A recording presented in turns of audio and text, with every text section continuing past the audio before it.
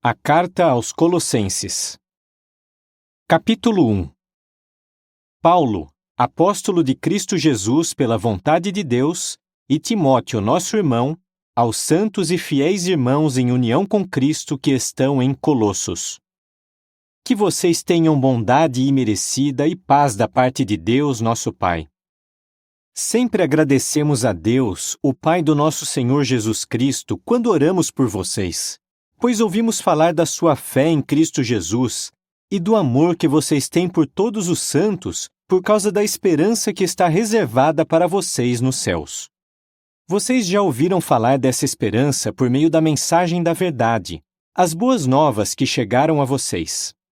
Assim como as boas novas estão dando fruto e aumentando em todo o mundo, o mesmo acontece também entre vocês, desde o dia em que ouviram e conheceram de modo exato a bondade imerecida de Deus em verdade.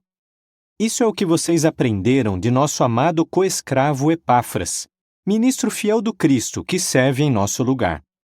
Ele também nos contou sobre o amor que vocês têm em sentido espiritual. É também por essa razão que, desde o dia em que ouvimos isso, não paramos de orar por vocês e de pedir que fiquem cheios do conhecimento exato da vontade dele, com toda a sabedoria e compreensão espiritual, para andarem de um modo digno de Jeová, a fim de lhe agradarem plenamente, ao passo que continuam a dar fruto em toda boa obra e a aumentar no conhecimento exato de Deus. Pedimos também que vocês sejam fortalecidos com todo o poder, segundo o poder glorioso dele, para que possam perseverar plenamente, com paciência e alegria, ao passo que agradecem ao Pai, que os habilitou para participar na herança dos santos na luz. Ele nos livrou da autoridade da escuridão e nos transferiu para o reino do seu Filho amado, por meio de quem temos o nosso livramento por resgate, o perdão dos nossos pecados. Ele é a imagem do Deus invisível, o primogênito de toda a criação, pois por meio dele foram criadas todas as outras coisas, nos céus e na terra, as coisas visíveis e as coisas invisíveis, quer sejam tronos, quer domínios, quer governos, quer autoridades. Todas as outras coisas foram criadas por meio dele e para ele. Também, ele já existia antes de todas as outras coisas, e por meio dele todas as outras coisas vieram a existir. E ele é a cabeça do corpo, que é a congregação. Ele é o princípio, o primogênito dentre os mortos, para se tornar aquele que é o primeiro em todas as coisas.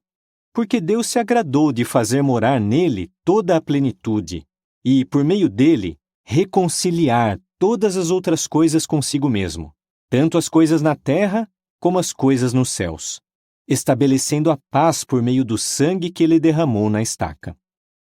De fato, a vocês, os que antes estavam apartados de Deus e eram inimigos dele porque fixavam a mente em obras más, ele agora reconciliou consigo, por meio do corpo carnal daquele que morreu, a fim de apresentá-los perante si mesmo santos, sem defeito e livres de qualquer acusação. Claro, desde que vocês continuem na fé, estabelecidos no alicerce e firmes, sem serem afastados da esperança das boas novas que ouviram e que foram pregadas em toda a criação debaixo do céu. Dessas boas novas, eu, Paulo, me tornei ministro. Eu agora me alegro das coisas que sofro por vocês, e estou suportando na minha carne o que ainda falta dos sofrimentos do Cristo, a favor do corpo dele, que é a congregação. Tornei-me ministro dessa congregação de acordo com a responsabilidade que me foi dada por Deus, para o benefício de vocês, de pregar plenamente a palavra de Deus, o segredo sagrado que estava escondido desde os sistemas de coisas passados e as gerações passadas. Mas agora ele tem sido revelado aos seus santos, a quem Deus se agradou de dar a conhecer entre as nações as gloriosas riquezas desse segredo sagrado. O segredo sagrado é Cristo em união com vocês, a esperança de participar da sua glória. É Ele que nós proclamamos, advertindo a todos e ensinando a todos com toda a sabedoria, a fim de apresentarmos todos como pessoas completas em união com Cristo.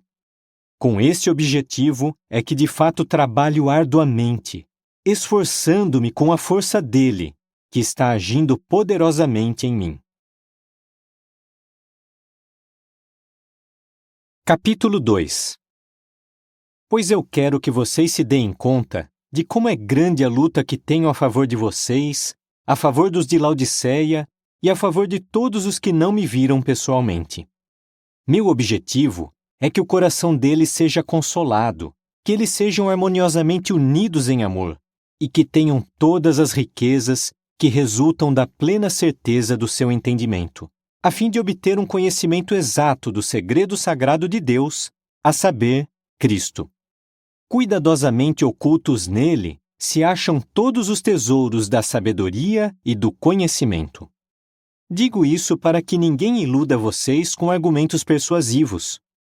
Embora eu esteja ausente no corpo, estou com vocês em espírito, alegrando-me de ver a sua boa ordem e a firmeza da sua fé em Cristo.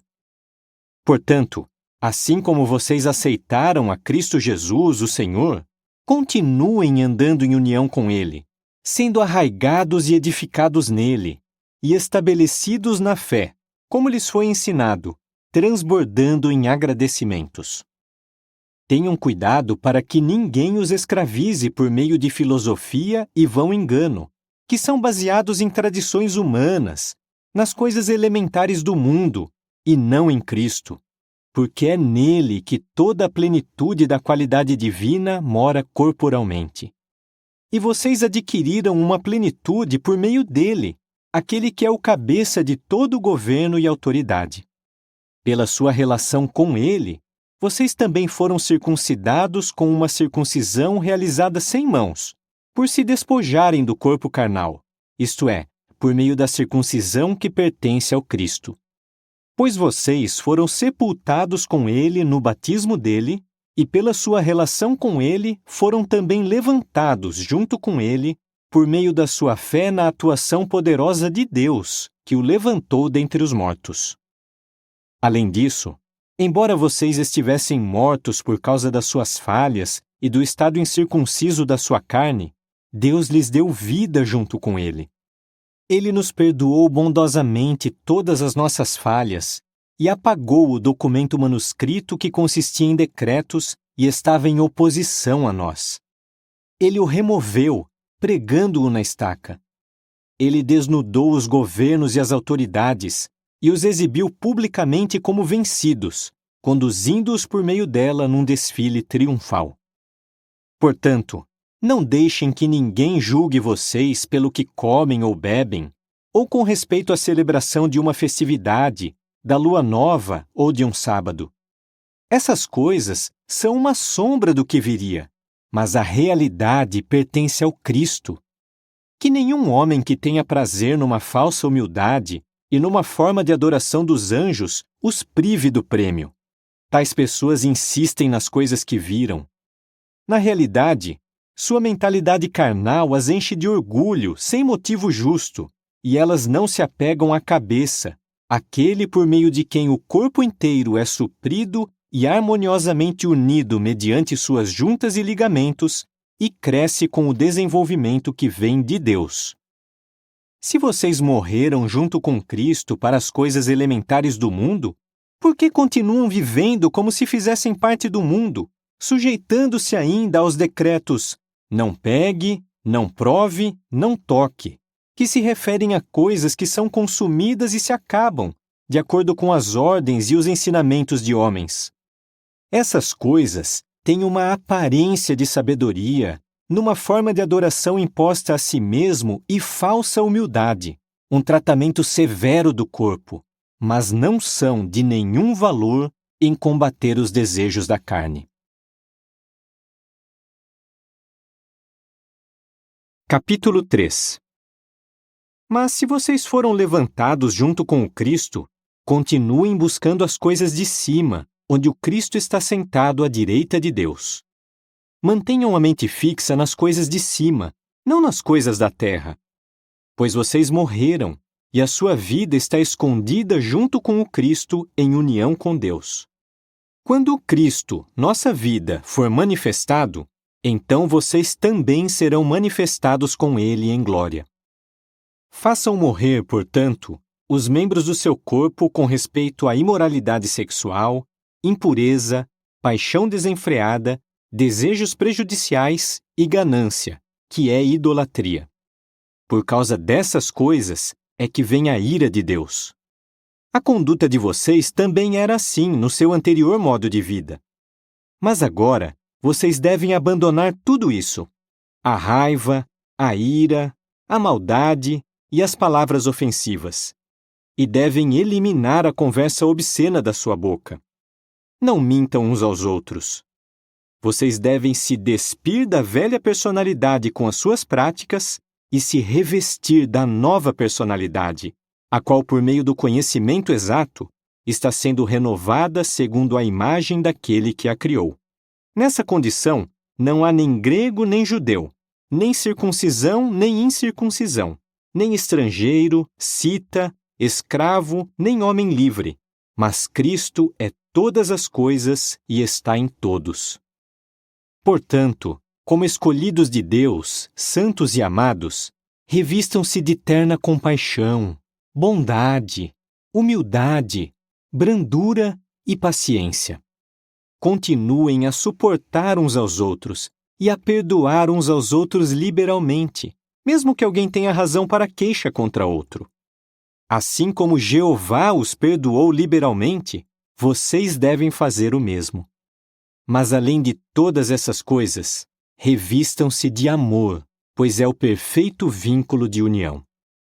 Também, que a paz do Cristo reine no seu coração, pois vocês foram chamados a essa paz em um só corpo, e mostrem-se gratos. Que a palavra do Cristo resida em vocês ricamente com toda a sabedoria. Continuem ensinando e encorajando uns aos outros com salmos, louvores a Deus e cânticos espirituais cantados com gratidão. Continuem cantando no coração a Jeová. O que for que fizerem, em palavras ou em ações, façam tudo em nome do Senhor Jesus, agradecendo a Deus o Pai por meio dele.